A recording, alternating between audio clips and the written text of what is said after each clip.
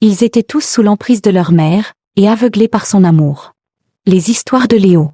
Partie 1, les chaînes invisibles. Dans un village reculé, vivait une vieille femme Mahangari, respectée en apparence, mais au cœur rongé par un secret.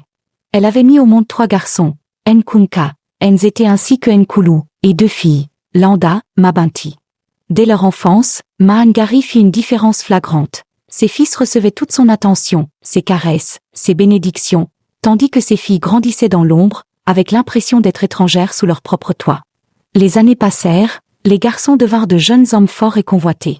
Pourtant, un étrange malheur accompagnait chacun de leur mariage.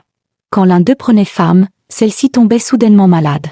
Ou faisait des rêves très étranges, une autre voyait sa famille s'enfoncer dans une pauvreté inexpliquée, parfois même son foyer entra en ruine, et d'autres encore connaissaient des tragédies qui les poussaient à fuir le foyer conjugal. Elles fuyaient des fois juste après des chamailles, ou voyaient des ombres dans leur chambre pendant la nuit. Ainsi, aucun de ses fils ne parvenait à bâtir une famille stable. Derrière ces malheurs se cachait une vérité effroyable.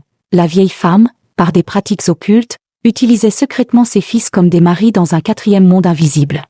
Leur bonheur conjugal devenait impossible, car ils appartenaient d'une certaine manière à leur propre mère. Les rumeurs circulaient dans le village, les gens chuchotaient derrière son dos, mais les garçons, aveuglés par l'amour démesuré qu'ils lui portaient pour leur mère, rejetaient toute accusation. Ils disaient, soit leur dernière relation était maudite, ou elle venait en mission dans le but de leur séparer de leur mère. Pour eux, leur mère était une sainte, incapable d'un tel mal.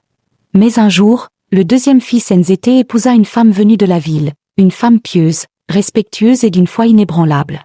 Contrairement aux autres, elle n'avait pas peur des rumeurs, ni des ombres qui semblaient rôder autour de son foyer. Sa force ne résidait pas dans la richesse ni la beauté, mais dans sa prière constante et son respect des valeurs sacrées. Son arrivée allait marquer un tournant, car pour la première fois, quelqu'un osait affronter ce lien malsain entre la vieille femme et ses fils.